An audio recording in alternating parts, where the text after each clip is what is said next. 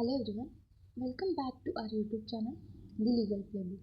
Today we are going to start Maharashtra Civil Services Pension Rules 1982. तर आज आपण इथं Maharashtra civil services pension rules 1982 start करणार आहोत. ह्यामध्ये बेसिकली जे आहे ह्यामध्ये सिम्पल लँग्वेजमध्ये एक्सप्लेनेशन आहे, चार्ट वाईज ब्रेकडाऊन केलेला आहे अँड केस लॉज पण मेन्शन केलेला आहे आणि एक्झाम्पल्स विथ एक्झाम्पल्स आहेत. ओके, तर आपण ह्याला मराठीमध्ये जे आहे यामध्ये Maharashtra civil services pension rules ह्याला मराठीमध्ये नाव काय दिलेलं आहे?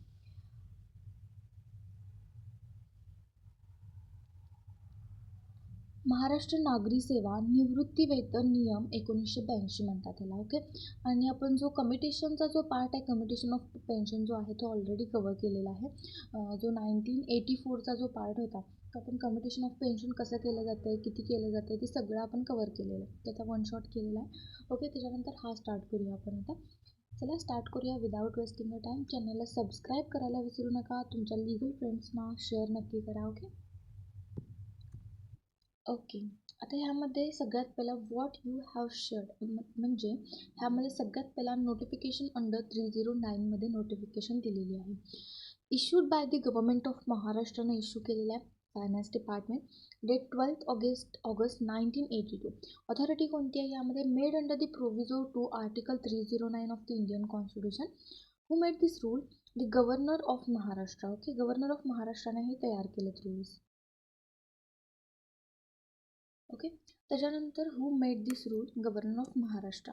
Nature of this rules? These are the statutory services rules. They are constitutional backing आहे, ह्याला कॉन्स्टिट्युशनल बॅकिंग आहे. Binding on all the government servants covered under they. पूर्ण आणि पूर्ण ह्यामध्ये बाइंडिंग काय आहे? गव्हर्नर जे आहे त्यामध्ये गव्हर्नमेंट सर्वंट जे आहेत ते सगळ्यांच्यावर इथं काय असणार आहे? बाइंडिंग आहे, कंपल्सरी आहे. त्याच्यानंतर लिगल इम्पॉर्टन्स सांगितलं.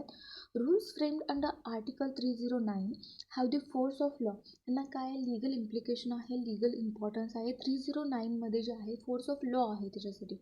The prevail unless overridden by act or legislation and constitutional provisions. Okay, important case laws आहे यामध्ये BS Yadav versus state of Haryana, state of UP versus Bapu Ram Upadhyay. त्यामध्ये rules under article 309 are valid and enforceable even without legislative enactment. Okay, but very important point, that is the notification says that to make the following rules, namely the actual rules start after this line. Okay, without the name of these rules and the rule text I cannot legally or academically explain. Okay, मध्ये एवढं सांगितलं ह्यामध्ये. त्याच्यानंतर amendments काय काय important आहेत? Clauses, amendment, proviso, amendment, case laws. Okay, त्याच्यानंतर first जो आहे ह्यामध्ये रूल 1 आहे. रूल 1मध्ये this rules may be called as an Maharashtra civil services pension rules 1982 असं म्हटलं जातं. ह्याला हे ऑफिशियल नेमच आहे. ह्यामध्ये केस आहे state of Punjab versus Amarnath Goyal. Pension rules have statutory force आहे असं या केसमध्ये सांगितलेलं आहे. त्याच्यानंतर रूल 1-2मध्ये काय सांगितलं आहे? They shall came into force on 15 August 1982ला केम इन टू फोर्स ऑनला आलेलं आहे हे. ओके, त्याच्यानंतर नेक्स्ट आहे specifies the date from which rules are legally effective कधीपासून झाले तो डेट इथं सांगत आहे. Okay, 15 August 1982. आपण सेपरेट जेवढे आपण सिव्हिल सर्व्हिसेस आपण कव्हर केलेत ना, सेपरेट त्याचा एक चार्ट बनवून मी इथं अपलोड करणार आहे की कोणकोणते रूल्स कधी कधी इफेक्टिव्ह डेटला आलेले आहेत आणि कसं त्यांचा लिंक्ड विथ आहे, कनेक्शन कसे आहेत ते पण आपण नंतर लास्टला बघणार आहे. ओके, जर विसरलेच तर तुम्ही कमेंट सेक्शनमध्ये मला लक्षात करून द्या. ओके, त्याच्यानंतर article 309 power to frame the services rules. आता 309मध्ये काय दिले की सर्व्हिसेस रूल्स आहेत ते फ्रेम करण्यासाठी पॉवर्स दिलेले आहेत. आणि आर्टिकल 300A मध्ये काय सांगितलं आहे? Pension is property. पेन्शन काय आहे लक्षात घ्या की पेन्शन काय आहे? प्रॉपर्टी आहे असं सांगितलं ह्यामध्ये. एक्सटेंट ऑफ ॲप्लिकेशन काय आहे? रूल 2मध्ये except where otherwise expressed or implied this rules apply to all members of services and holders of the post. म्हणजे except otherwise expressed or implied this rules apply to all members of the services, सगळ्या members of सर्व्हिसेसवर applicable होणार आहे. Holders of the post whose condition of the services the government of Maharashtra are competent to prescribe. Okay, तर ह्यामध्ये एवढं सांगितलं की except where otherwise expressed or implied this rules apply to all the members of services and the holders of the post. म्हणजे सगळ्या जे members आहेत, holding आहेत, पोस्ट होल्ड करतात, त्यांच्यावर ॲप्लिकेबल होणार आहे. ओके, त्यामध्ये this rules defines who is covered by the pension rules. ह्या रूलमध्ये काय सांगतो आहे की कोण कोण ह्यामध्ये कवर्ड होणार आहे हे सांगते. Applies to all state government employees unless excluded. जोपर्यंत आपण एक्सक्लूड करत नाही तोपर्यंत सगळे ह्यामध्ये स्टेट गव्हर्नमेंट एम्प्लॉईज इन्क्लूड होणार आहे. त्याच्यानंतर सबरूल 2मध्ये सांगितलं आहे, subrule 2A, any person for whose appointment and condition of employment special provision is made by under any law. म्हणजे covers employees govern by the special status. म्हणजे pension rules apply unless the special law excludes the. म्हणजे त्यांच्यासाठी special law ज्यावेळेला बनवले जातील आणि त्यांना त्या स्पेशल लॉमध्ये ज्यावेळेला फॉल करतील त्यावेळेस ते ह्या जो रूल आहे ह्या पेन्शन रूलमधनं काय होणार आहे तिथं एक्सक्लूड होणार आहे. ओके, तर त्यांच्यासाठी ज्यावेळेला स्पेशल रूल तुम्हाला इम्प्लाय करतील त्यावेळेला तुमचे ते स्पेशल रूल्स तुमच्यावर ॲप्लिकेबल होणार आहेत. ओके, त्याच्यानंतर काय आहे नेक्स्ट रूल 2B. रूल 2Bमध्ये काय सांगितलं आहे, any person in respect of who service pay allowances pension special provision is made by agreement. म्हणजे बीमध्ये काय म्हटलं आहे, applies to the person appointed under contractual agreement.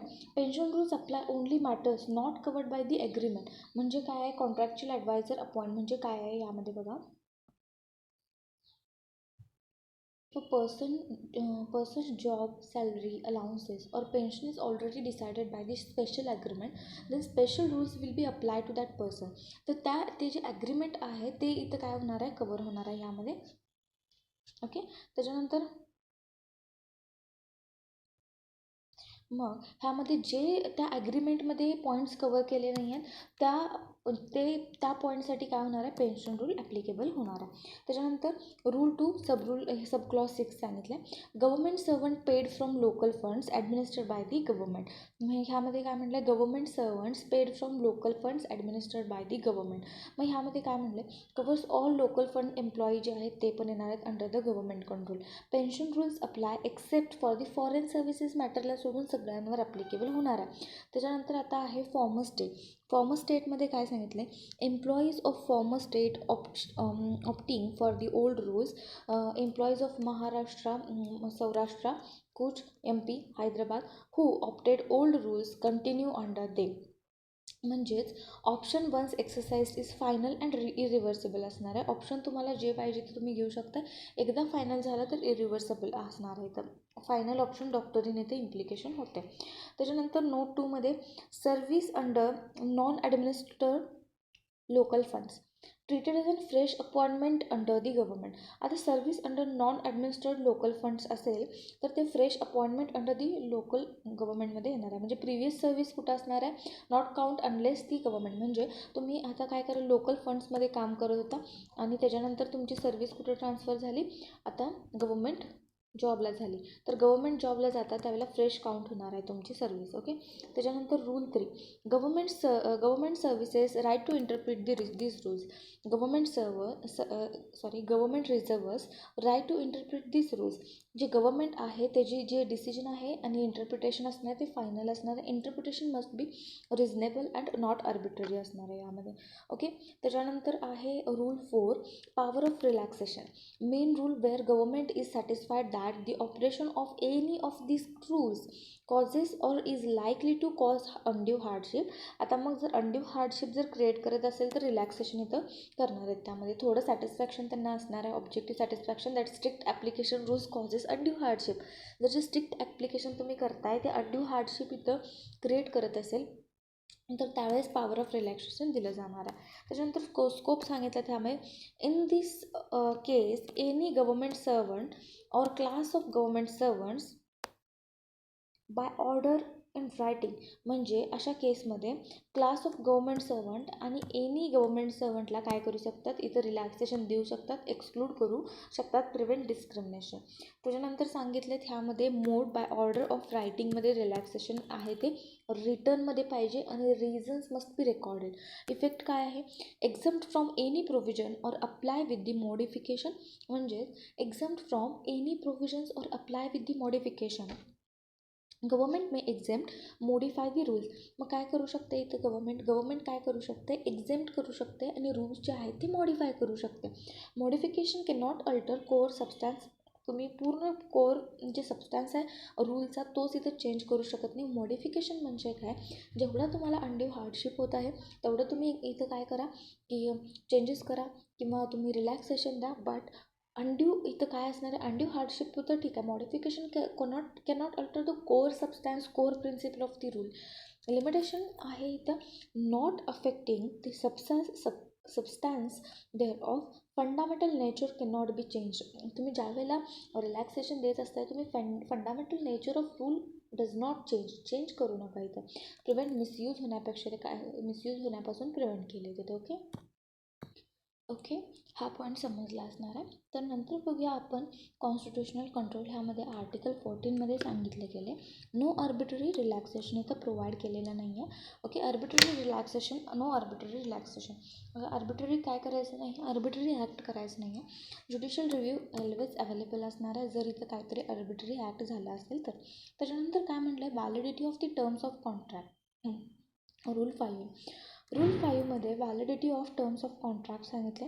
The terms of a specific contract enforceable at law necessarily override the provision of this rules. म्हणजे जे terms of contract असणार आहेत एन्फोर्सेबल by law असणार आहेत, नेसेसरी ओव्हरराईड दिस. जर तुम्ही कॉन्ट्रॅक्टमध्ये specific mention करून ठेवला असेल तर हे टर्म्स ऑफ कॉन्ट्रॅक्ट जे आहेत ते प्रिवेल करणार आहेत, ते तुम्ही फॉलो करा. रूल्सची काय गरज नाही आहे. जर तुम्ही कॉन्ट्रॅक्टमध्ये जे लिहिलेले नाही आहेत रूल्स आणि ते नेसेसरी आहेत तर तुम्हाला इथं ते रूल्स ऑलरेडी ॲप्लिकेबल होणार आहेत. Legally valid contract prevails over the pension रूल्सवर प्रिवेल होणार आहे. ओके, त्याच्यानंतर कंडिशन सांगितलं आहे एन्फोर्सेबल ॲट लॉ. आता कंडिशन आहे enforceable at law, contract must be lawful पाहिजे, लॉफुल ऑब्जेक्ट, लिगली व्हॅलिड पाहिजे. त्याच्यानंतर लिमिटेशन आहे ओव्हरराइड्स ओनली इनकन्सिस्टंट पोर्शन्स. म्हणजे pension rules apply where the contract is silent. म्हणजे तुमच्या कॉन्ट्रॅक्टमध्ये असे पॉईंट्स तुम्ही मेन्शन केले नाही आहेत ते नेसेसरी आहेत आणि रूल्समध्ये मेन्शन आहे तिथं तुमचं काय होणार आहे, तिथं रूल्स कम्प्लिटली कॉन्ट्रॅक्ट फक्त कॉन्ट्रॅक्टच नाही आहे. जर कॉन्ट्रॅक्टमध्ये काही गोष्टी लिहिल्या नसेल आणि ते रूल्समध्ये अवेलेबल असतील तर रूल्स इथं काय होणार आहेत, ते रूल्स पण ॲप्लिकेबल होणार आहे. हार्मोनियस कन्स्ट्रक्शन म्हटलं जातं ह्याला.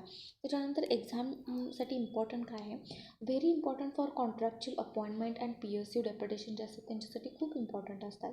त्याच्यानंतर rule 6 regulation of claim to the pension, family pension. आता regulation of claim to the pension आणि फॅमिली पेन्शनसाठी काय आहे रेग्युलेशन्स ते आपण बघूयात. सगळ्यात पहिली गोष्ट, any claim to pension or family pension shall be regulated by the rules in force at the time of retirement or death. म्हणजे applicable rules are those existing on the date of retirement and date टाईमला ते rules काय आहेत ते existing होणार आहेत इथं. Okay, fixes for governing the law. Okay, म्हणजेच काय असणार आहे इथं की गव्हर्निंग कधीपासून ते डेट पेन्शनचे रूल्स आहेत ना, तर कधी होणार आहे तर तुम्ही रिटायरमेंट व्हायला पाहिजे नाहीतर डेथ झाल्यानंतर लगेचच ॲप्लिकेबल होणार आहे. ओके, तुम्ही सर्व्हिसमध्ये असाल तर पेन्शन रूल कसं लागू होणार. ओके, त्याच्यानंतर काय म्हटलं आहे इव्हेंट कवर्ड्स. इव्हेंट्स आता एक तर तुम्ही त्याच्यानंतर रिटायर्ड व्हायला पाहिजे, त्याच्यानंतर डिस्चार्ज आणि डायज हे 4 कंडिशन्स आहेत. ह्यामध्ये covers all modes of existence. म्हणजे तुम्ही बाहेर जे पडताय ना सर्व्हिसमधून ते सगळे मोड्स कवर होते ह्यामध्ये लिगल. त्याच्यानंतर ह्यामध्ये सबरूल 1मध्ये काय सांगितले, प्रोटेक्शन अगेन्स्ट डिसॲडव्हान्टेजेसच्या अगेन्स्ट प्रोटेक्शन सांगितलेलं आहे. त्यामध्ये if changes disadvantages are introduced by pension shall not be less than. म्हणजेच काय रेट्रोस्पेक्टिव्ह डिसॲडव्हान्टेजेस म्हणजे फॉर एक्झाम्पल बघा की की आत्ता मागचे जे रूल्स होते पेन्शनचे हे रूल यायच्या आधी तुम्हाला जर त्यात जास्त बेनिफिट मिळत असेल तर ते रूल तुम्हाला ॲप्लिकेबल होणार आणि जर ह्यामध्ये जास्त बेनिफिट मिळत असेल तर हे रूल ॲप्लिकेबल होणार. कोणत्या व्यक्तींसाठी होणार आहे हे, ते ओल्ड रूल्समध्ये जे ऑलरेडी कवर होत होते ना त्यांच्यासाठी. आत्ता ते 2005च्या नंतर जे आहेत त्यांना वेगळीच गोष्ट आहे, पेन्शन रूल ॲप्लिकेबल वेगळी आहे. ओके, त्यांच्यासाठी सांगते. नाही तर आत्ताच्या 2005 नंतरचे पण उठून आम्हाला ते रूल पाहिजे असं म्हणतील नाही, तशी कंडिशन नाही आहे, त्यांच्यासाठी आहे आधी जे सर्व्हिसमध्ये आहेत त्यांना दोन्ही ऑप्शन ठेवलेले असते. जर ह्यात बेनिफिट चांगला मिळत असेल तर हे घेणार, त्यात बेनिफिट चांगला मिळत असेल तर ते घेणार. ओके. त्यानंतर rules are applicable at entry into services, म्हणजे rules applicable at entry into services compares pension under old रूलमध्ये कम्पेअर केलं जाते. त्याच्यानंतर काय आहे ह्यामध्ये 300A मध्ये पेन्शन ॲज अ प्रॉपर्टी म्हणून कन्सिडर केलेली आहे. पेन्शन जी आहे आपली ही प्रॉपर्टी आहे कन्सिडर केलेली article 300A of the Indian constitution. Article 14 काय आहे, इक्वॅलिटी प्रोव्हाइड करते आपल्याला. त्याच्यानंतर लास्ट वर्किंग डे. आता लास्ट वर्किंग डे काय असणार आहे, डेट ऑफ रिटायरमेंट असणार आहे, death treated as an last working day असणार आहे. डेथ क्लॉज जो आहे, date of the date of the death treated as an working day, जो डेथ ऑफ दी डेथ ज्या दिवशी मृत्यू झाला आहे, डेथ झालं आहे, तो दिवस काय आहे, वर्किंग डे आहे असं कन्सिडर करणार आहे. फॉर एक्झाम्पल 8 तारखेला जर तुमची जी आहे 8 तारखेला जो सर्व्हिसवर ए हा व्यक्ती आहे आणि त्या दिवशी दुपारनंतर त्याची डेथ झाली, त्याच्यानंतर काय असणार आहे इथं की तो पूर्ण डे काय केला आहे, वर्क केला आहे, आणि तो डे आपण वर्किंग डे आहे असं कन्सिडर करणार आहे आणि त्याला त्याचं बेनिफिट मिळणार आहे इन्क्लुडिंग दॅट डे. त्या डेचं त्याला बेनिफिट मिळणार आहे, कारण जास्तीत जास्त ज्यांचे बेनिफिट प्रोव्हाइड केले जातात त्यांच्यासाठी. ओके. त्याच्यानंतर आहे प्रोव्हिजो एक्सेप्शन. प्रीमॅच्युअर व्हॉलंटरी रिटायरमेंट केसेसमध्ये जर आधीच तुम्ही व्हॉलंटरीली रिटायरमेंट घेतला असेल तर त्या केसमध्ये date of retirement treated as a not working day, म्हणजे अशा केसमध्ये जर तुम्ही स्वतःहून काय करताय, वर्किंग म्हणजे जॉबमधून बाहेर पडत असाल, म्हणजे व्हॉलंटरीली रिटायर करत असाल, तर तुम्ही त्या दिवशी लास्ट डे असतो तो काय होणार आहे, नॉट वर्किंग डे कन्सिडर केले जाणार नाही. रूल रेफर्ड आहे रूल 10 क्लॉज 4, 10 क्लॉज 5, 65 क्लॉज 1 आणि rule 66 cross reference to voluntary premature retirement. Okay, ते बघणार आहे आपण नंतर. आता एवढं लक्षात ठेवा, रूल 4मध्ये डिस्क्रिशन विथ लिमिट्स काय आहेत ते सांगितले, लिमिटेशन्स. रूल 5मध्ये कॉन्ट्रॅक्ट ओव्हरराईड्स रूल, जर तुम्ही कॉन्ट्रॅक्ट केला असेल तर कॉन्ट्रॅक्ट ओव्हरराईड करणार, जे टर्म्स तुम्ही कॉन्ट्रॅक्टमध्ये मेन्शन केला नाही ते कसे असणार आहेत, रूल्समध्ये इन्क्लूड होणार आहेत. Rule 6 date based applicability. आता डेट बेस्ड ॲप्लिकेबिलिटी काय असणार आहे, pension cannot reduce retrospectively, pension retrospectively reduce करू शकत नाही, ह्याचा अर्थ मी सांगते, थांबा यानेकदा. आणि ह्याच्यानंतर काय आहे यामध्ये, डेट ऑफ दी डेथ आहे, यामध्ये वर्किंग डे आहे, म्हणजे डेथ म्हणजे तुम्ही जर व्हॉलंटरी रिटायरमेंट घेतला असेल तर ज्या दिवशी डेथ झालेला आहे त्या दिवशीचा डेथ डे इथं काउंट केला जाणार नाही आहे. इनव्हॉलंटरीली तुमचा जो रिटायरमेंट आहे तो कसा झालेला आहे, म्हणजे बाय ॲक्सिडेंट थ्रू अशी, म्हणजे ज्यावेळेस झालेलं असणार आहे त्यावेळेला तुम्हाला काय होणार आहे, तर म्हणजे त्या पर्सनला काय असणार आहे इथं जी लास्ट डेट आहे तिथं काउंट होणार आहे. म्हणजे डेथ असेल तर कंपल्सरी इथे तुम्हाला काय मिळणार आहे, तो डे काउंट केला जाणारच आहे. जर व्हॉलंटरी रिटायरमेंट म्हणजे व्हॉलंटरी रिटायरमेंट घेतला असेल तर लास्ट डे जो आहे तो काउंट केला जाणार नाही, इनव्हॉलंटरी असेल तर काउंट केला जाणार, म्हणजे सुपर ॲन्युएशन थ्रू झाला असेल तर. ओके, इथंच सांगितले voluntary retirement, non working day, pension constitutional property आहे. त्याच्यानंतर आता काय आहे, कॉन्स्टिट्यूशनमध्ये दिलेलं आहे ना ती प्रॉपर्टी, हे सांगते. त्याच्यानंतर आहे 6A manner of payment of arrears of pension. आता manner of payment arrears of pension, family pension or dearness relief. आता काय आहे ह्याचा पहिला बघूया की ओपनिंग फ्रेज काय आहे, notwithstanding anything content in this rule, असा सुरुवातीला पॉईंट दिलेला आहे. याचा अर्थ काय आहे, this is a not obstante clause giving rule 6A overriding effect over all other rules, म्हणजे 6A prevails even if rules says otherwise. जरी रूल्स काय वेगळं सांगत असतील तरी पण 6A रूल काय करणार आहे तर प्रिव्हेल करणार आहे. ओके, त्याच्यानंतर काय सांगितलं, नेक्स्ट जे आहे सब्जेक्ट मॅटर सांगितले ह्यामध्ये, arrears of pension or family pension and dearness relief payable thereon. म्हणजे काय, कवर्स 3 कंपोनंट्स, ह्यामध्ये 3 कंपोनंट्स कवर केले जातात. पहिली गोष्ट पेन्शन अरियर, दुसरी गोष्ट फॅमिली पेन्शन कवर केलं जाणार आहे आणि त्याच्यानंतर डिअरनेस जे आहे त्यामध्ये ते इथं काय केलं जाणार आहे, रेम्युनरेशन असणार आहे. त्याच्यानंतर आहे cause. On account revision of pension or the family pension applies only when arrears arises due to revision. म्हणजे रिव्हिजन झाल्यानंतर ते काय झाले, अकाउंट काय झालं इथं, रिव्हिजन थ्रू अरियर्स अराईज झालेले असणार आहेत. Not routine monthly pension through झालेले नाही. रिस्ट्रिक्टेड स्कोप आहे इथं. अरियर्स आफ्टर पे रिव्हिजन आहे. त्यानंतर बेनिफिशरीज आहे any pensioner or family pensioner, म्हणजे कुठलाही पेन्शनर असू दे किंवा फॅमिली पेन्शनर असू दे, applies to both living pensioner and family pension. म्हणजे जो लिव्हिंग पेन्शनर आहे त्याला पण ॲप्लिकेबल होणार आहे आणि फॅमिली पेन्शनरला पण ॲप्लिकेबल होणार आहे. पिरियड किती आहे ह्यामध्ये, period in respect of any period under this rules covers arrear for any past period, त्यामध्ये पण कवर होणार आहे govern by this rules. Wide temporal ह्यामध्ये काय स्कोप आहे यामध्ये. त्याच्यानंतर त्यामध्ये जे अरियर्स फ्रॉम अर्लियर इयर्स आहे त्यामध्ये. त्याच्यानंतर मोड ऑफ पेमेंट फर्स्ट आहे ह्यामध्ये पेड आयदर कॅशमध्ये तुम्ही पेमेंट करू शकता, अदरवाईज ह्यामध्ये mode to by crediting entire amount in their national savings script जे आहे त्यामध्ये अकाउंटमध्ये तुम्ही हे करा. थर्ड जो मोड आहे यामध्ये पार्टली कॅश पार्टली क्रेडिट करू शकता, पार्टली कॅशमध्ये द्या पार्टली क्रेडिटमध्ये द्या. ओके. त्याच्यानंतर authority as the government may from time to time order determine करणार आहे, काय चेंजेस असतील ते ऑर्डर डिटरमाइन करणार आहे. Requires formal order.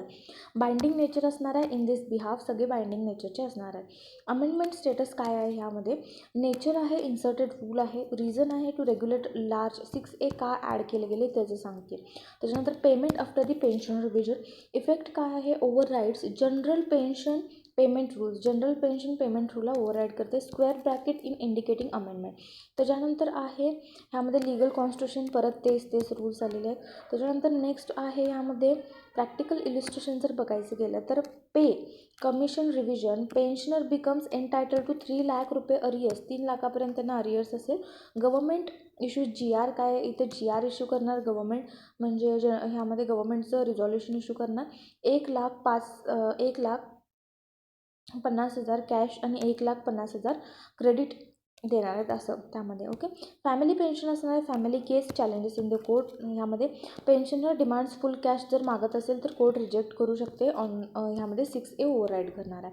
त्याच्यानंतर ह्यामध्ये काय काय आहे की 6A जे आहे 6A रूल आहे, नॉन ऑब्स्टंट क्लॉज आहे. ह्यामध्ये नॉन ऑब्स्टंट क्लॉज म्हणजे काय, रूल काहीही सांगू देत माझंच खरं असं म्हणतो. काय म्हणतोय की रूल काय पण सांगू दे माझंच खरं, म्हणजे बाकीचे रूल्स काय पण सांगू देत माझंच खरं असणार आहे. मम्मी करते ना, तुम्ही काहीही सांगा मीच खरी आहे. ओके. त्याच्यानंतर अरियर्स ऑफ पेन्शन आहे यामध्ये. त्याच्यानंतर डिअरनेस रिलीफ आहे यामध्ये. Revision based on the entitlement. National saving script आहे, नॅशनल बँकमध्ये तुम्ही यामध्ये इम्पोज करायचं आहे. गव्हर्मेंट ऑर्डर असणार आहे. मोड ऑफ पेमेंट ह्यामध्ये दिल्यात, कॅश दिल्यात, पार्टली कॅश दिल्यात, क्रेडिट दिल्यात. त्याच्यानंतर पॉलिसी डिस्क्रिप्शन आहे. राईट जे आहे पेन्शन अमाऊंट आहे. No right mode of payment. Mode of payment कसा द्यायचा आहे गव्हर्मेंट ठरवणार, तुम्ही इथं काय मध्ये लुटूपुटू करायची नाहीत. ओके. त्याच्यानंतर रूल 7मध्ये सांगितले exercise in delegation of powers under this rules. आता रूल 7मध्ये कसं डेलिगेशन ऑफ पॉवर एक्सरसाइज करणार आहे ते सांगितलं. सगळ्यात पहिला subject exercise and delegation of powers under this rules. आता ह्यामध्ये this rules governs who can exercise the powers and how powers can be delegated. आता ह्यामध्ये काय म्हणलं, कोण ह्यामध्ये पॉवर्स डेलिगेट करणार आणि ह्यामध्ये कसं करणार डेलिगेट पॉवर ते सांगितले. ह्यामध्ये can be delegated under pension rules एवढंच सांगितलं. ह्यामध्ये main clause no powers may be exercised or delegated under this rule except after consultation with the finance department. Main ह्यामध्ये कोण आहे, हिरो फायनान्स डिपार्टमेंट आहे. तुम्ही हिरोला विचारायचं आणि सगळं करायचं आहे, हिरोला न विचारता काहीही करायचं नाही आहे. Okay.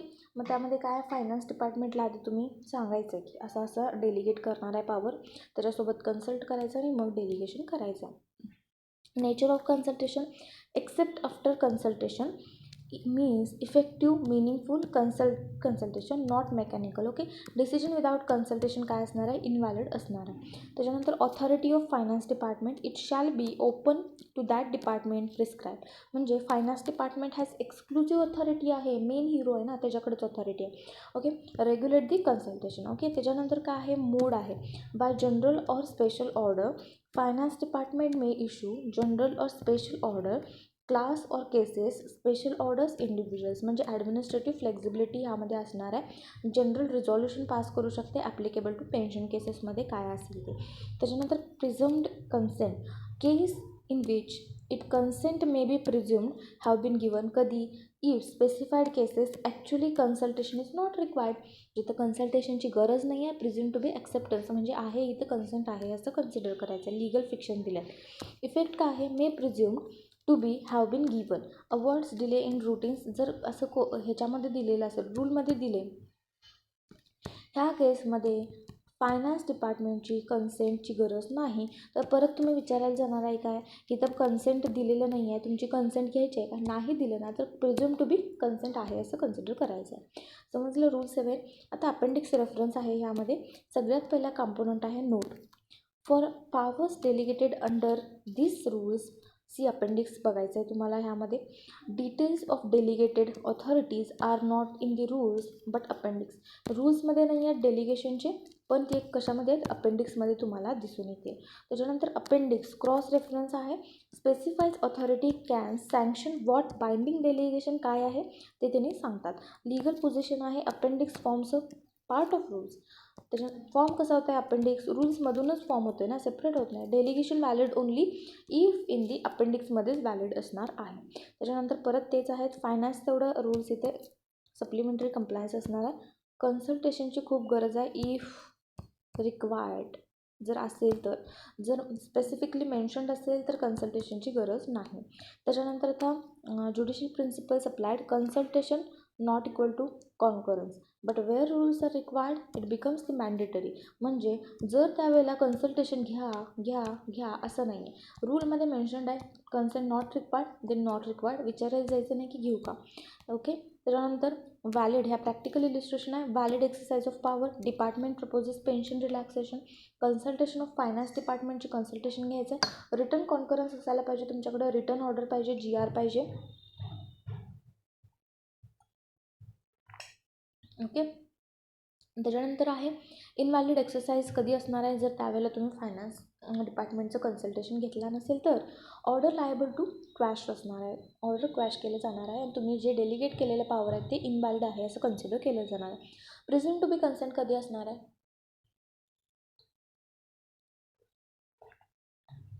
In case routine pension sanction covered finance GR म्हणजे तुम्हाला असं कुठं नाही आहे की रुटीन्स ह्यामध्ये रुटीन तुमचं काय आहे covered sanction no separate consultation related इथं गरज नाही. त्याच्यानंतर आहे एक्झाम कीवर्ड्स आहेत rule 7 consultation with the finance department delegation of powers general order special order presumed consent appendix condition president finance concurrence. Okay. त्याच्यानंतर आहे ओके. आता rule 8 reasons for consensus to be communicate to the audit ऑफिसरसोबत आता कधी communication करायचं आहे exact rule काय main competent authority other than the government communicates the audit officer of and granting any concession under this rule to any government servant in case which prescribe that the reasons therefore should be recorded. He should at the same time forward to him a copy of these reasons. It means when a competent authority other than government servant ला सोडून जो other than competent authority असणार आहे competent authority legally empowered under this rule head of department असणार आहे. त्याच्यानंतर other than गव्हर्मेंटला सोडून not the state government itself स्वतः नसणार आहे. The government grants concession rule 8 does not applies if delegated authority grants concession rule 8 applies असणार आहे. म्हणजे काय म्हणलं सिम्पली की reason for concession communicated to audit ऑफिसरला इथं कम्युनिकेट करायचं आहे गव्हर्मेंट स्वतः नाही आहे जे इथं काय आहे कॉम्पिटंट ऑथॉरिटी आहे ते कम्युनिकेट्स टू ऑडिट ऑफिसरसोबत कम्युनिकेशन करायचं आहे. Audit officer authority that checks the financial correctness काय आहे ते काय असणार आहे फायनान्शियल करेक्टनेस इथं काय केलं जाणार आहे चेक केलं जाणार आहे. Orders affecting pension must go to the जे ऑर्डर्स आहेत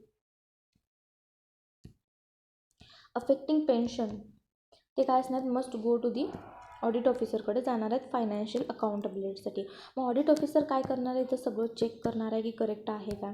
okay. And order granting by concession under this rule. आता कन्सेशन करून ह्या म्हणजे कुठल्याही प्रकारचं तुम्ही कन्सेशन जर देत असेल कुठल्याही व्यक्तीला पेन्शनशी रिलेटेड, तर त्यावेळेला तुम्ही काय करणार आहे, ऑडिट ऑफिसरकडे जाणार आहे. ऑडिट ऑफिसर सगळं चेक करणार, जर अफेक्ट करत असेल तेही चेक करणार. कन्सेशन, रिलॅक्सेशन, बेनिफिट, एक्झम्पशन करत असाल तर काउंटिंग पास्ट सर्व्हिसेस काउंट केलं जाणार आहे given under the pension rules. In this case in which it is prescribed that the reasons therefore should be recorded. तुम्ही का कन्सेशन देत आहे, का रिलॅक्सेशन देत आहे, त्याचं रिझन मस्ट बी रेकॉर्डेड असणार आहे. This rule applies only such cases. ह्या केसेसमध्येच अप्लाय होणार आहे. He should at the same time forwarded to him copy with his reason. Okay. Authority must send order granting concession return reasons for granting it. Both must be together. If the reasons are not send audit officer may reject it. Okay. Object घेऊ शकतो किंवा reject करू शकतो. त्याच्यानंतर आहे reason mandatory आहे. Audit officer informed, आणि त्याच्यानंतर ऑडिट ऑफिसरला इन्फॉर्म करायचं आहे मिसयूज प्रिव्हेंट करण्यासाठी. रिझन्स नसेल ऑब्जेक्शन होणार किंवा रिजेक्ट होणार. ओके. त्याच्यानंतर आहे इम्पॉर्टंट केस लॉज आहेत ह्यामध्ये काही. Mohinder Singh Gill versus chief election commissioner. Order must be stand. Reasons recorded असायला पाहिजेत. रिझन्स काय असायला पाहिजे, तर रिझन्स रेकॉर्डेड नसेल तर ते काय होणार आहे, तर रिजेक्ट होणार आहे. ओके. त्याच्यानंतर Santram Sharma versus state of Rajasthan. Administrative power must be exercised with the recorded reasons. Okay. हे पॉईंट समजलं. त्याच्यानंतर आहे बॉम्बे हायकोर्टचा point. State of Maharashtra versus Prabhakar देशपांडेचा केस आहे. Audit officer object valid reasons for not furnished. म्हणजे जर तुम्ही नॉट फर्निश्ड जे तुम्ही रिझन्स आहेत ते काय केला, फर्निशच केला नाही आहे, तर त्यावेळेस काय असणार आहे, ऑब्जेक्ट घेऊ शकतो किंवा रिजेक्ट. ओके. त्याच्यानंतर आहे प्रॅक्टिकल एक्झाम्पल्स आहेत. एक्झाम्पल, करेक्ट प्रोसिजर करण्यासाठी head of department relaxes qualifying सर्व्हिसेससाठी काहीतरी रिलॅक्सेशन दिला. Sends order and return reasons to the audit ऑफिसरला रिटर्न सेंड केला. सगळ्यात पहिला काय आहे, काहीतरी तुम्ही रिलॅक्सेशन दिला. ह्यामध्ये जो हेड एच ओ डी आहे ते एखाद्या कुणाला दिला, गव्हर्मेंट सर्वंटला दिला. त्याच्यानंतर ते आता रिझन्स रेकॉर्ड करायचे, रेकॉर्ड केले. रिझन्स रेकॉर्ड केल्यानंतर कुणाला पाठवणार, ऑडिट ऑफिसरला पाठवणार. ऑडिट ऑफिसर काय करणार, ऑथेंटिसिटी चेक करणार, काय खरंच गरज आहे का या रिलॅक्सेशनचे, ते काय ह्यामध्ये आर्बिट्रनेस होते का. ओके.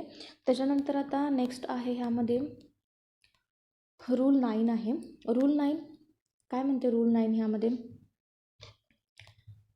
डेफिनेशनचा पार्ट आहे. ह्यामध्ये बघा, व्हॉट इज दी ब्रॅकेटेड पॅराग्राफमध्ये जे दिलेलं आहे त्यामध्ये definition are taken from Maharashtra civil services general condition of the services rule 1981 मधले सगळे ह्यामध्ये घेतल्यात. Only relevant definitions are reproduce केलेले आहेत ह्यामध्ये. सिम्पल मिनिंग आहे, this definitions are not new नाही आहेत ह्यामध्ये. बॉरोड फ्रॉम दी 1981चे रूल्स आपण ऑलरेडी कवर केले, त्यामध्ये जे डेफिनेशन आहेत ते तिथं कॉपी केलेले आहेत. ओके. त्याच्यानंतर बघा ह्यामध्ये मीनिंग ऑफ डेफिनेशन पहिला जो टेक्स्ट आहे त्यामध्ये this definition applies unless context requires otherwise. Same meaning as the all Maharashtra civil services रूलमध्ये आहेत तेच ह्यामध्ये मिनिंग येणार आहे. ह्यामध्ये legal effect one word one meaning across the overall services रूल्समध्ये जे मिनिंग येणार आहे तेच येणार आहे. केस आहे यामध्ये बाबूराम उपाध्यायची केस आहे. Definition are binding unless context changes. Okay. त्याच्यानंतर सगळ्यात पहिला आहे अलॉटमेंट म्हणजे काय. सेकंड सबक्लॉज 9 सबक्लॉज 2मध्ये सांगितले. अलॉटमेंट म्हणजे काय, grant of licence to occupy government houses of resident, त्याला आपण अलॉटमेंट म्हणतो. For simply government allows employee to live in government हाऊसमध्ये लिव्ह करा असं काय करणार आहे, अलाव करतो, तिथं आपण काय म्हणतो, सिम्पल अलॉटमेंट म्हणतो. इट इज दी लायसन्स असते नॉट ओनरशिप. तुम्हाला ह्याची काय म्हणणार नाही आहे, ओनरशिप, मालक नाही तुम्ही इथं. ओके. तुमची मालकी नाही आहे इथं, फक्त तुम्हाला काय असणार आहे, लायसन्स असणार आहे, इथं तुम्ही लिव्ह करू शकता. त्याच्यानंतर लिगल इफेक्ट आहे, employee has no ownership right, house can be taken back, परत घेऊ शकतात. Union of India versus SM माहिती, government accommodation is licence only. Keywords आहेत अलॉटमेंट, लायसन्स, गव्हर्मेंट क्वार्टर्स असणार आहे. त्याच्यानंतर काय आहे, अप्रेंटायसेस. अप्रेंटाईस म्हणजे काय असतात, जे एम्प्लॉई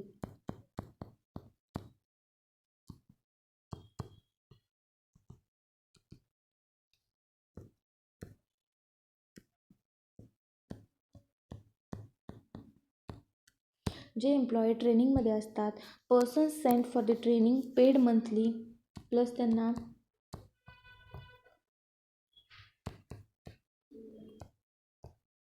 मंथली पेमेंटसुद्धा मिळतो ह्यामध्ये. त्याला आपण काय म्हणतो ह्यामध्ये अप्रेंटायसेस म्हणतो. Not holding permanent post hold करत नाही ह्यामध्ये. Simple apprentices trainee paid government, ह्यामध्ये paid by the government. No permanent job at, इथं पर्मनंट जॉब नाही आहे. पेन्शन इफेक्ट काय असणार आहे, apprentices period normally does not count. Apprentices period जो आहे ह्यामध्ये नॉर्मली जो आहे तो काउंट केला जात नाही unless rules allows. Case state of Maharashtra versus Kishanrao Bombay high court ह्यामध्ये केस आहे. अप्रेंटायसेस ट्रेनिंग नो सबस्टॅन्टिव्ह वॅकन्सी नाही आहे यामध्ये. त्याच्यानंतर ऑडिट ऑफिसर सांगितलं आहे, डेफिनेशन आहे ऑडिट ऑफिसरची. Officer appointed by the CAG, controller auditor general, check services pension records. Simple audit officer, finance checker, work under the CAG of India. त्याच्यानंतर कॉन्स्टिट्युशनल लिंक काय आहे, आर्टिकल 148 कॅग आहे. ह्यामध्ये Rai Saheb Ram Jawaya Kapur versus audit control.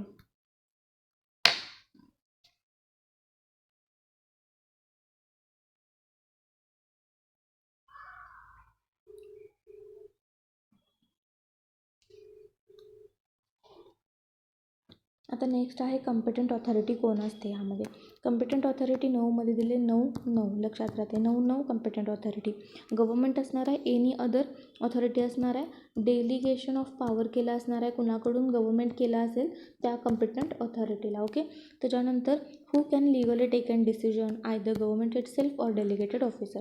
त्याच्यानंतर consolidated funds म्हणजे काय, इंडियाचं किंवा स्टेटचं जो कन्सॉलिडेटेड फंड्स असतात म्हणजे all government income loans go into the fund, one फंडमध्ये जाते, त्याला आपण कन्सॉलिडेटेड फंड म्हणतो. ओके. त्याच्यानंतर government money is kept one main fund, एकच वन मॅन आर्मी म्हणूया ह्याला. सगळे गव्हर्मेंट फंड्स एकातच घेतले जातात. त्यामध्ये आर्टिकल 266 कॉन्स्टिट्यूशन लिंक आहे, लक्षात ठेवा. त्यानंतर Bhagwati Prasad versus union of इंडियाची केस इम्पॉर्टंट आहे. डेट ऑफ फर्स्ट अपॉइंटमेंट म्हणजे काय असते, date of first appointment means date when employee first starts government duty is called as a date of first appointment or earlier date counted as a pension. Okay. First day you started government services म्हणजे पहिला दिवस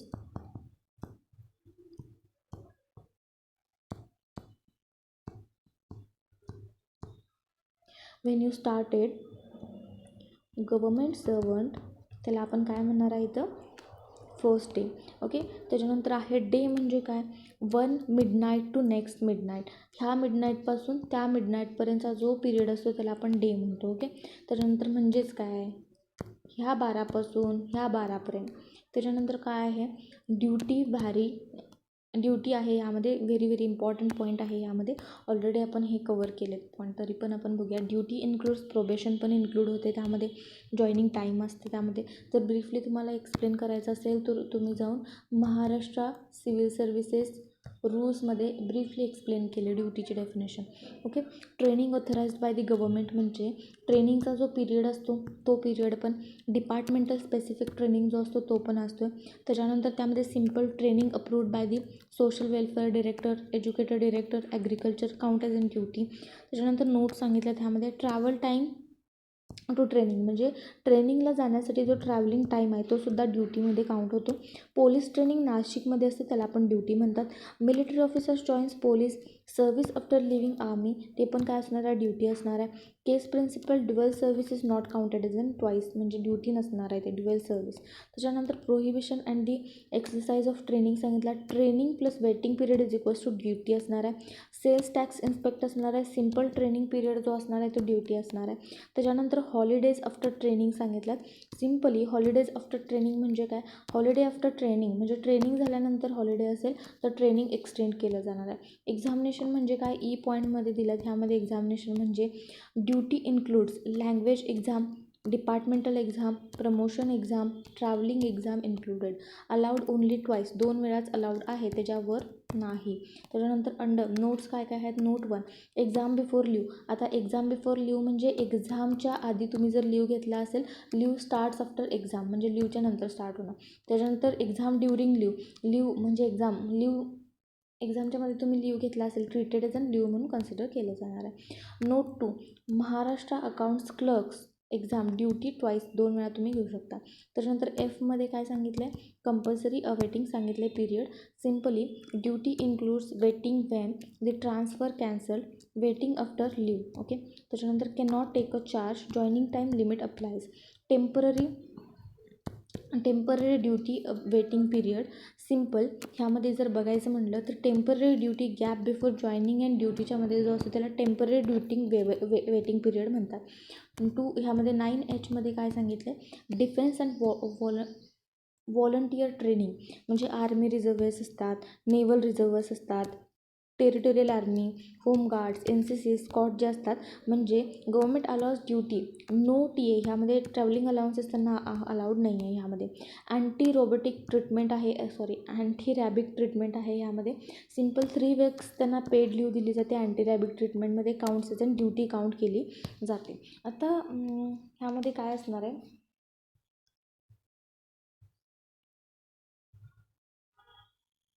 basically इथं काय सांगितलं की त्यांनी एक treatment सांगितलं आहे, यामध्ये अँटी रॅबिक ट्रीटमेंट सांगितलं आहे. मग अँटी रॅबिक ट्रीटमेंट म्हणजे काय, ह्यामध्ये अँटी रेबीज ट्रीटमेंटमध्ये काय असतं की अँटी रेबीज ट्रीटमेंट जरी कुत्रं वगैरे काहीतरी चावलं असेल तर तुम्हाला 3 weeksसाठी तुम्हाला सुट्टी दिली जाते, पेड लीव दिली जाते ह्यामध्ये. ओके. त्याच्यानंतर युनिव्हर्सिटी, इथं स्पेलिंग चुकलेलं आहे.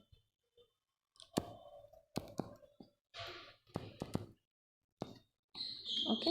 त्याच्यानंतर युनिव्हर्सिटी ऑफ दी वर्क सांगितलं. University of work simple government representative, ex officio member, board of studies meeting duty. Okay. त्याच्यानंतर ह्यामध्ये definitions are commonly across service rules, duty, training exams, apprentices, permanent not, audit officers, CAG. त्याच्यानंतर pension paid from the consolidated funds, proper definition दिलेलं आहे. त्याच्यानंतर rule 8 सांगितलं ह्यामध्ये 19मध्ये आहे, service where pay is not done from the consolidated funds of India, त्याला foreign services म्हणतो आहे आपण. ते PSUs वगैरे असतात, इंटरनॅशनल ऑर्गनायझेशन असतात. 266मध्ये दिलेलं आहे. त्याच्यानंतर गॅझेटेड गव्हर्मेंट सर्वंट कोण असणार आहे, all India services members, person appointed by the contract whose appointment published in the gazette. ज्यांचे अपॉइंटमेंट जे असतात त्यामध्ये गॅझेटेडमधून सर्व्हिसमधून होतात त्यांना आपण gazetted officer. Who is not gazetted, subordinate to civil staff whose appointed is gazetted by the heads of department, त्याला आपण काय म्हणतो, नॉट गॅझेटेड नसणार आहेत ते. त्याच्यानंतर एक्सेप्शन आहे, class 2 officers appointed by the head of department but not published in gadget, ते काय असणार, स्टील ट्रीटेड एज अन गॅझेटेड ऑफिसरच असणार आहे. त्यानंतर 21मध्ये गव्हर्मेंट सांगितलं, गव्हर्मेंट ऑफ महाराष्ट्र असणार आहे, गव्हर्नर ऑफ महाराष्ट्र असणार आहे. Head of department and head office कोण असणार आहे, ऑफिसर्स लिस्टेड अंडर अपेंडिक्स 2मध्ये जे ऑफिसर्स असणार आहेत त्यांना हेड ऑफ डिपार्टमेंट म्हणणार आहे किंवा HO हेड ऑफिस म्हणायचं आहे. त्याच्यानंतर head of office, gazetted officer declares head of office, जो गॅझेटेड ऑफिसर्स त्याला हेड ऑफ ऑफिस डिक्लेअर करतात त्याला म्हणतात. त्याच्यानंतर डिफरन्स फॉर एक्झाममध्ये ह्यामध्ये head of department higher authority असते, हेड ऑफिस लोअर ॲडमिनिस्ट्रेटिव्ह असते. त्याच्यानंतर क्लास 4 सर्व्हिसेस काय असतं, क्लास 4 सर्व्हिसेस म्हणजे post classified as class 4, unclassified non gazetted post with pay scale maximum 435 rupees, जे पे स्केल असते लक्षात ठेवा. पे स्केल किती असणार आहे, 435 रुपीज, त्याला आपण काय म्हणणार आहे, ह्यामध्ये क्लास 4 सर्व्हिसेस म्हणणार आहे. त्याच्यानंतर आहे नेक्स्ट ह्यामध्ये लीव म्हणजे permission to remain absent from the duty under MCS leave rule 1981मध्ये जे लीव घेतात त्यांना आपण काय म्हणणार आहे, लीव म्हणणार आहे. Cross reference, Maharashtra civil services leave rules 1981.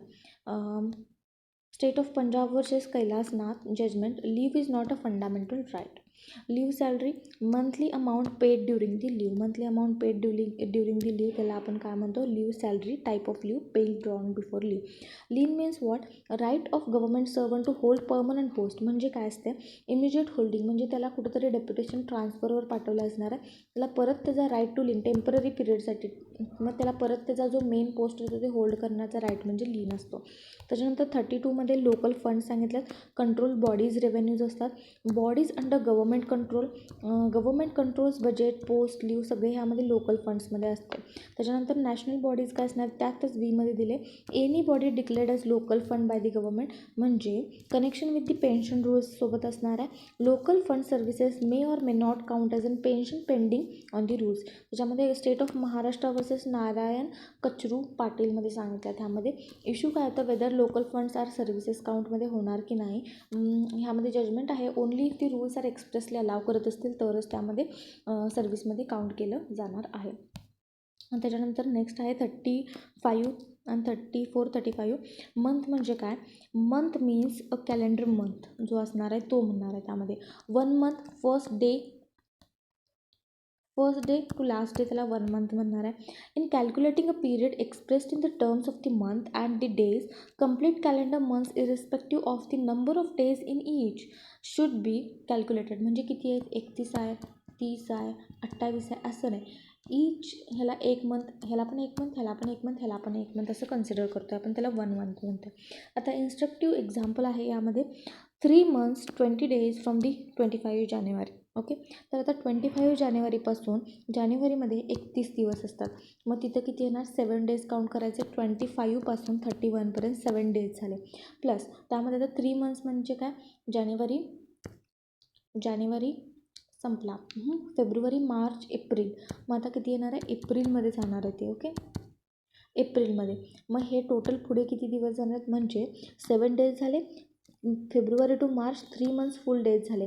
Okay, step 3 1 May to 13 May सांगितले. हे नेक्स्ट एक्झाम्पल आहे. ओके, तर नंतर 3 months ह्यामध्ये काय सांगितलं, 20 days सांगितलेत ना, पुढं अजून 20 days होणार आहेत. मग टोटल ह्यामध्ये किती येणार आहेत, 7 days ऑलरेडी इथं आपण घेतलं आहे ना, मग 20 - 7 करायचे, मग राहिले किती 13.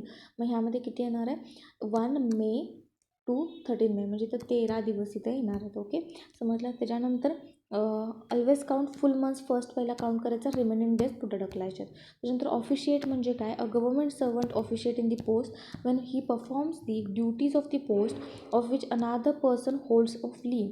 म्हणजे ऑफिशिएट म्हणजे काय, doing the work of post temporary work करत असतो ज्यावेळेला इथला जो गव्हर्मेंट सर्वंट असतो तो लीनवर गेला असेल त्यावेळेस. ओके, त्याच्यानंतर सिनॅरिओ आहे बघा, practically employee A on leave आहे किंवा लीनवर गेला आहे, एक आहे लीनवर आहे. आता ह्याची जी पोस्ट आहे तिथं वॅकंट पडलं ना, मग ह्याच्या जागेला जो टेम्पररी पिरियडसाठी काम करतो त्याला आपण काय म्हणतो, ऑफिशिएट म्हणतो. त्याच्यानंतर काय आहे,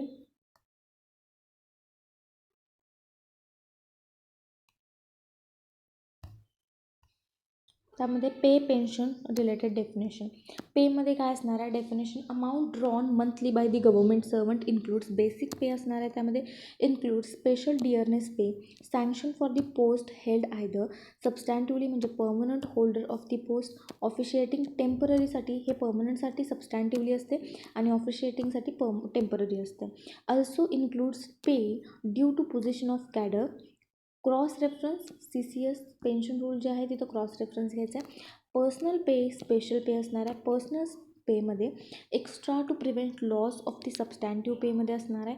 ओके, त्याच्यानंतर स्पेशल पे असणार आहे ह्यामध्ये extra for additional duties and exceptional circumstances, other emoluments classified as pay by the government. For example, deputation allows counted as an pay for the pensional purpose. जरी डेप्युटेशनवर असेल, एक्झाम्पल बघा, if IAS officer on डेप्युटेशनवर असेल, for the deputation means for temporary तिथं transfer असते, central minister draws a special deputation allowances, it may be counted as an note number 1मध्ये count केलं जाणार आहे. आता पेन्शन म्हणजे काय,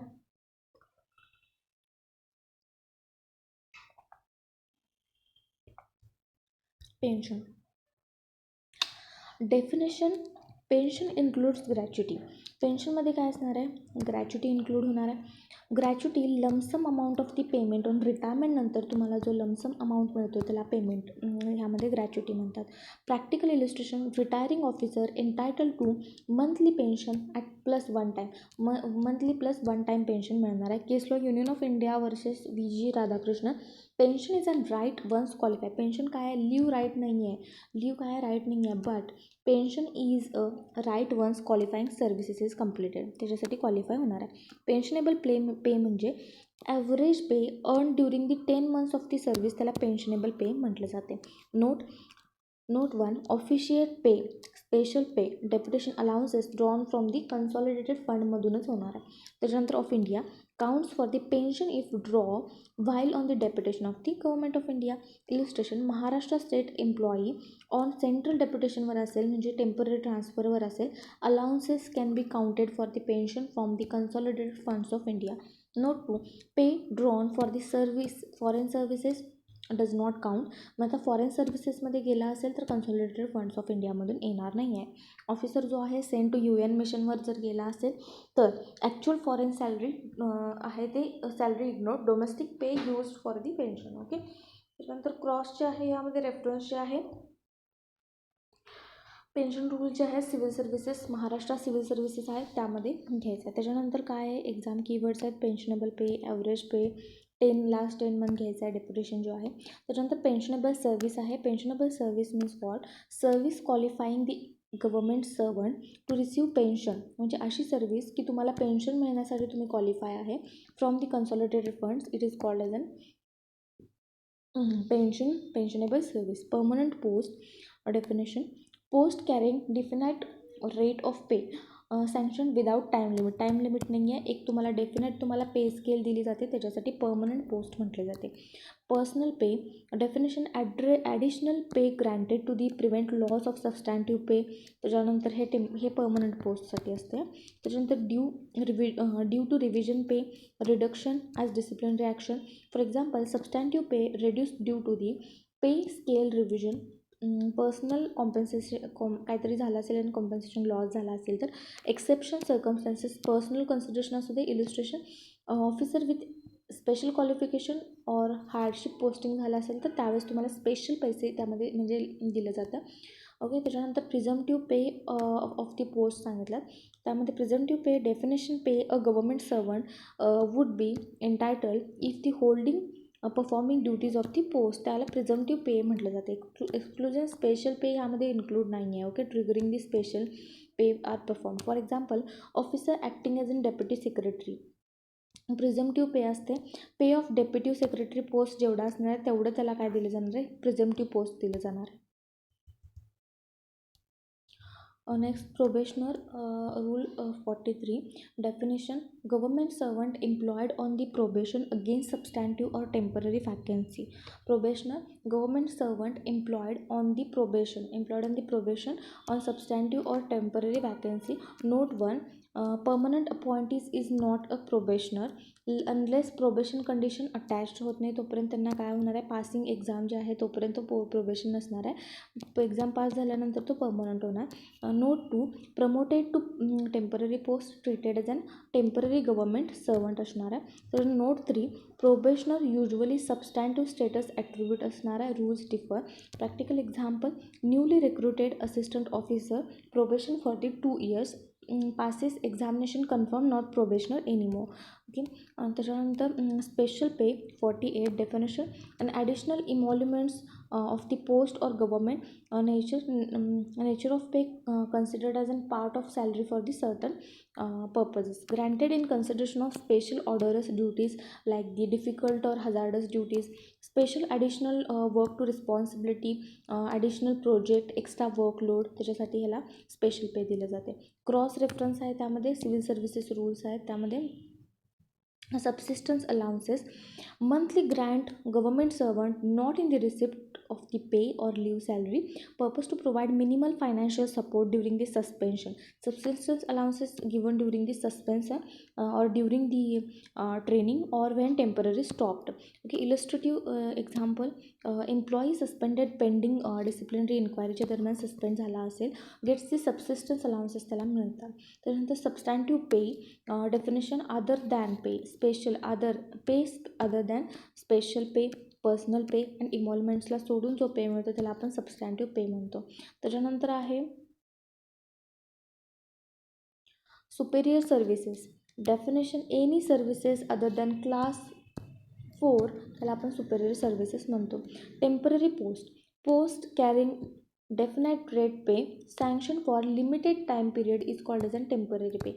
परमनंट पोस्ट इथं अनलिमिटेड येणार आहे. त्याच्यानंतर काय, notes on the substantive appointment of temporary post allowed rarely. Quasi permanent post पण असतात. पोस्ट सँक्शन ह्यामध्ये more than or 3 years, more than or equal to 3 years expected for last more than equal to 3 years, usually appoint as an officiating. म्हणजे temporary पोस्टमध्ये जे quasi permanent असतात, more than or equal to जे पोस्टमध्ये असतात त्यांना quasi permanent म्हटलं जाते. लेस दॅन असेल तर टेम्पररी पोस्ट असणार आहे. त्याच्यानंतर instruction on multiple appointments. Only one person can hold substantive appointment at the time. Temporary interruption less than 3 years of current holder, new substantive appointment not allowed. A substantive appointment allowed if previous holder permanently transferred, and a temporary transfer more than or equal to years expected. Okay. त्याच्यानंतर tenure post, permanent post not held an individual or for more than limited period without reappointment is called as a tenure post. म्हणजे permanent post काय असणार आहे, not held by an individual, कोणत्याही पर्सनना permanent post held केला नाही आहे more than limited time पिरियडच्या पुढं, त्याला टेन्युअर पोस्ट म्हणजे एक टाईम पिरियड फिक्स असतं त्यामध्ये. एन्शुअर रोटेशन पिरियड रिव्ह्यू असणार आहे त्यामध्ये. त्याच्यानंतर की समरी स्पेशल पे त्यामध्ये हार्डवर्क, ॲडॉरियस वर्क असते. Substantive allowances support when no pay scale leave salary. Substantive pay attach to the permanent पोस्टसोबत अटॅच्ड असते. Temporary post limited time post असणार आहे. Tenure post permanent post limited period for the individual. Okay. तर next पार्टमध्ये आपण rule 10 पासून chapter 3 start करूया. I hope तुम्हाला हे लेक्चर समजलं असणार आहे. थँक्यू.